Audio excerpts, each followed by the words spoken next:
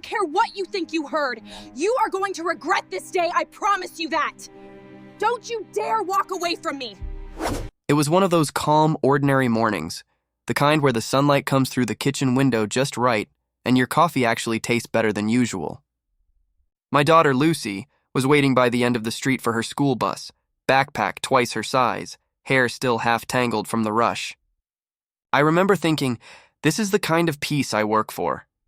And then I heard that voice, Karen Whitfield, our neighborhood's self-appointed queen of control, marching toward Lucy with her clipboard like she was leading a parade no one wanted to attend. Even from my porch, I could hear her tone, that overly polite, high-pitched sound people use when they're about to do something ridiculous. She was actually telling my 9-year-old daughter that she couldn't use the bus stop without paying a non-resident access fee. Her exact words? Bus access is a privilege, not a right.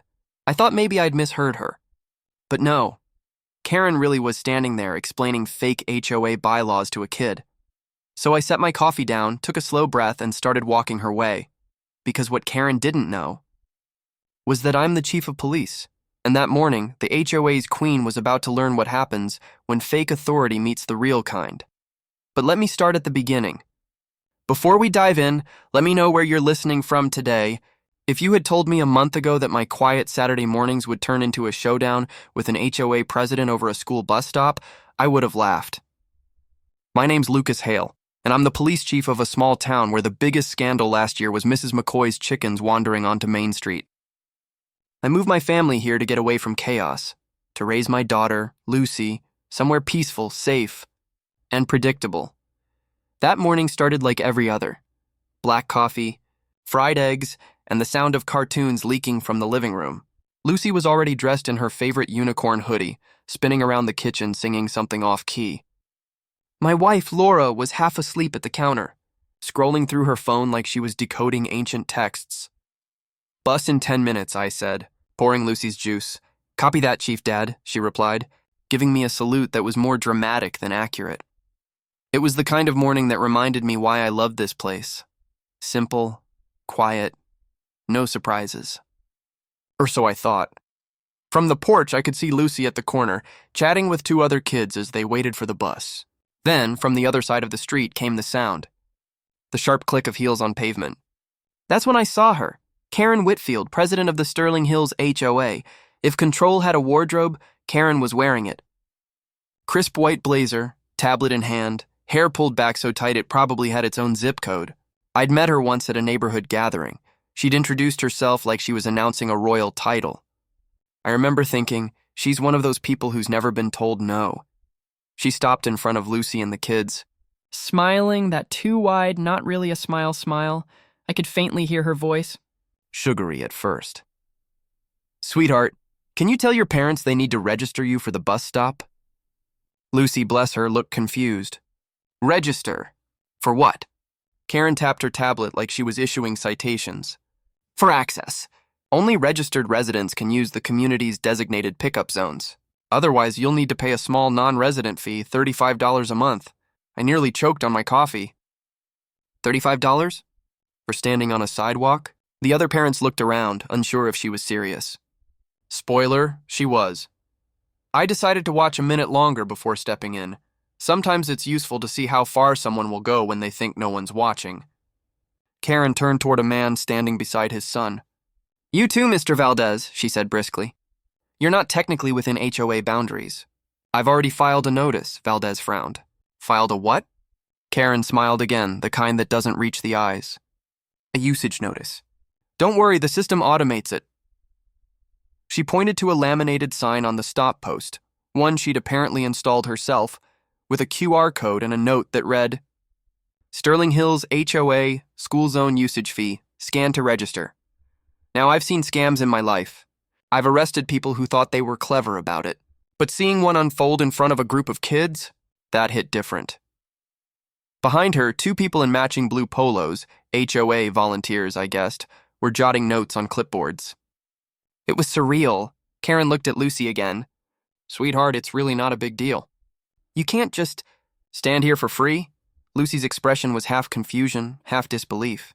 It's the sidewalk, she said softly. That's when I decided enough was enough.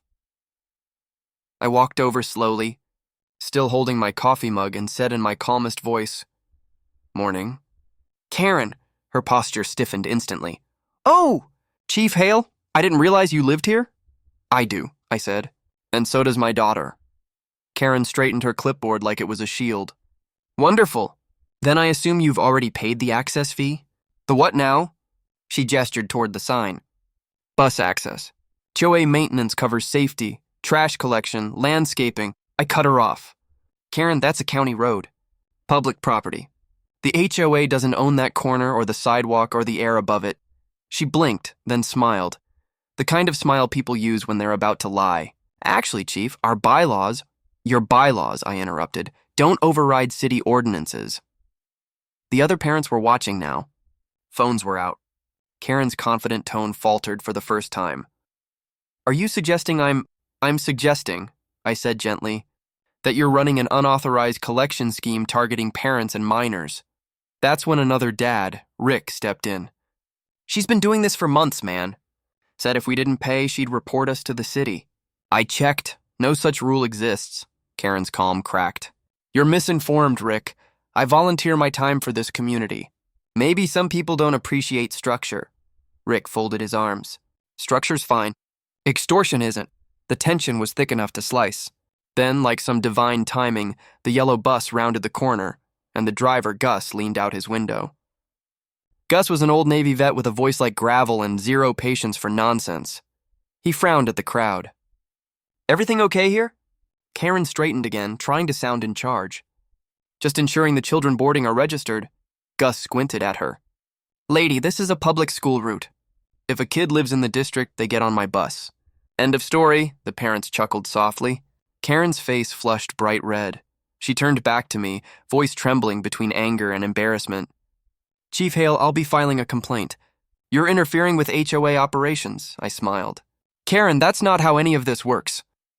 "Then you'll be hearing from our legal counsel," she snapped, grabbing her tablet and stomping off toward her car, clipboard army trailing behind her.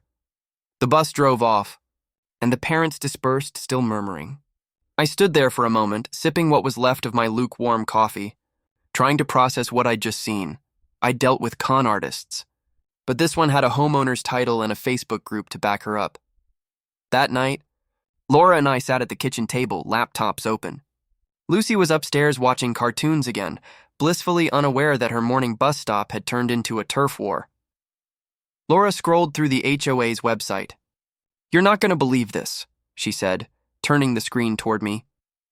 The site was slick, official-looking logos, membership dues, even a payment portal linked to Karen's personal PayPal. But what caught my eye was the tagline, Sterling Hills Association, protecting our neighborhood since 2018, except the county records showed Sterling Hills wasn't even an HOA until last year. "She built a fake empire," Laura said, shaking her head, "collecting dues, charging people for things she doesn't own. And she even made herself the treasurer." We spent the next few hours screenshotting everything: bylaws, transactions, public posts, and messages she'd sent in the neighborhood app. By midnight, we had a tidy folder labeled Operation Queen Bee.